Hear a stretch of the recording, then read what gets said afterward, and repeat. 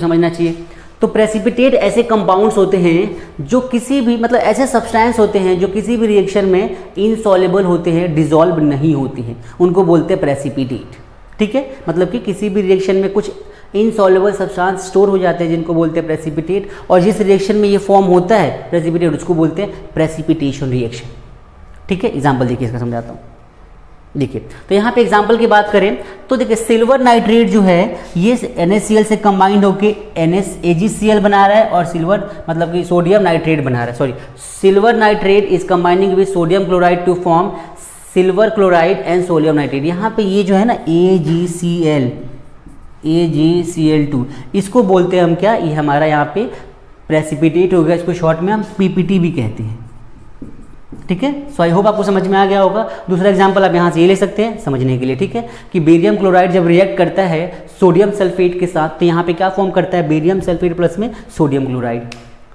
Okay, चलिए अब यहाँ पे डेफिनेशन समझ सकते हैं कि when two reactants reacts in product formed remains in insoluble. देखिए ये वर्ड बहुत इंपॉर्टेंट है, insoluble and settle as a solid, it is called precipitate. मतलब कि इनसॉल्युबल सब्सटेंस को हम प्रेसिपिटेट कहते हैं। चलिए अब यहाँ पे एक टॉपिक है, explain the following in terms of gain और loss of oxygen with 2 examples each. Oxidation and reduction. Oxidation reduction में क्या होता है, देखिए सपोज करिए कॉपर है ऑक्सीजन से कंबाइन हो गया तो क्या बन जाएगा, CO2, सॉरी कार्बन है और ऑक्सीजन से कंबाइन हो गया कार्बन डाइऑक्साइड, ये भी एक ऑक्सीडेशन का रिएक्शन है, इसमें ऑक्सीजन गेन हो रहा है। मान लें हाइड्रोजन है कंबाइंड ऑक्सीजन से तो क्या फॉर्म करेगा, H2O, तो ये भी एक ऑक्सीडेशन का एग्जाम्पल है। ठीक है, बात करें रिडक्शन की तो उसको उल्टा कर देते हैं, CuO है तो ये क्या हो गया, Cu प्लस में O2 में, तो ये हमारा क्या हो जाएगा, ये हमारा हो जाएगा, ये हमारा हो जाएगा रिडक्शन रिएक्शन। अगर दोनों को साथ में एक परफॉर्म करें जिसको बोलते हैं रेडॉक्स रिएक्शन, देखिए यहाँ पे सपोज करिए CuO है और प्लस में C है तो यहाँ पे क्या हो जाएगा, CO प्लस में Cu। अब देखिए CuO में से यहाँ पे Cu बचा है, मतलब कि ऑक्सीजन बाहर निकल गया, मतलब यहाँ पे हो गया रिडक्शन। ठीक है, और यहाँ पे C है और C में क्या जुड़ गया, O, तो यहाँ पे हो गया ऑक्सीडेशन। ठीक है, तो ये हमारा रिडक्शन और ऑक्सीडेशन का एग्जाम्पल हमने एक साथ समझ लिया। ओके, होप आपको समझ में आ गया होगा ये क्वेश्चन। चलिए आगे बढ़ते हैं, नेक्स्ट टॉपिक डिस्कस करते हैं।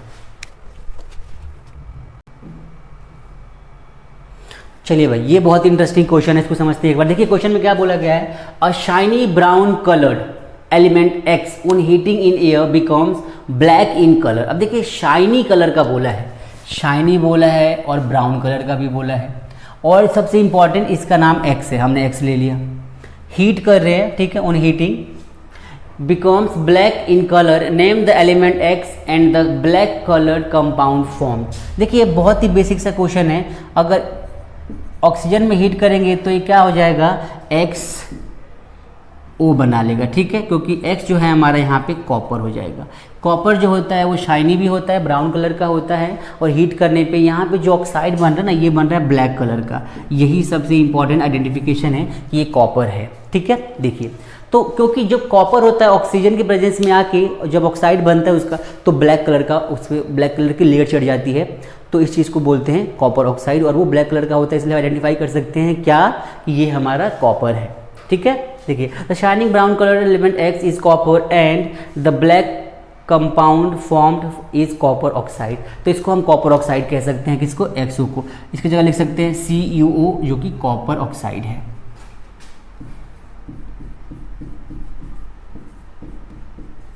Copper oxide. ठीक है, चलिए नोट करिए फिर आगे बढ़ते। चलिए हमसे बोला है why do we apply paint on iron articles. बहुत ही बेसिक सा क्वेश्चन है, जितने भी आयरन आर्टिकल्स होते हैं वो एयर के कांटेक्ट में आएंगे तो क्या होगा, कोरोड हो जाएंगे और ख़राब हो जाएंगे, लॉन्ग लास्टिंग नहीं रह पाएंगे, जंग लग जाएगा उसके ऊपर। तो उस चीज़ से बचाने के लिए हम क्या करते हैं, उसके ऊपर पेंटिंग कर देते हैं, जिससे कि दो चीज़ें होती हैं। एक तो कोई मटेरियल है इसको पेंट करेंगे तो इसके ऊपर एक लेयर चढ़ जाएगी, लेयर चढ़ने की वजह से ये डायरेक्ट एयर के कॉन्टैक्ट में नहीं आ पाएगा, जिससे कि रिएक्शन नहीं होगा, ये लॉन्ग लास्टिंग बन जाएगा। दूसरा शाइनी अपीयरेंस अच्छा प्रोड्यूस करेगा, कलरफुल चीज़ें हमारे आसपास रहेंगी, हमें अच्छा फील होगा। देखिए नेक्स्ट देखिए यहाँ पे तो बेसिकली इसका मेन रीज़न ये है कि हम उसको कोरोजन से बचाने के लिए कलर अप्लाई करते हैं, जिससे कि लॉन्ग लास्टिंग सब्सटेंसेस रह सके। और क्योंकि एयर के कांटेक्ट में रहने पे, एयर तो है ही, साथ में यहाँ पे एसिड्स है, वाटर मॉलिक्यूल्स है, बहुत सारे मॉइस्चर्स के कांटेक्ट में आएगा, तो इन सब की वजह से जल्दी ख़राब हो जाते हैं आयरन के आर्टिकल्स। तो इन सब से बचाने के लिए पेंटिंग करी जाती है उनकी। चलिए नेक्स्ट पार्ट हमारा क्या है, देखिए नेक्स्ट पार्ट हमारा क्या है कि oil and fat containing food items are flushed with nitrogen. Why, देखिए बहुत ही इंपॉर्टेंट टॉपिक है ये, ठीक है। नाइट्रोजन गैस इसलिए प्लेस करी जाती है किसी भी container oil and fat containing food items में, जिससे कि ये क्या करे, ये ऑक्सीडाइज ना हो। ऑक्सीडाइज होने की वजह से रैंसिड हो जाएंगे, और रैंसिड हो गया तो फूड आइटम्स खराब हो जाएंगे, क्योंकि उनका स्मेल चेंज हो जाएगा, उनका टेस्ट चेंज हो जाएगा। और कोई भी फूड आइटम जिसका स्मेल और टेस्ट चेंज हो गया तो वो खराब हो जाते हैं।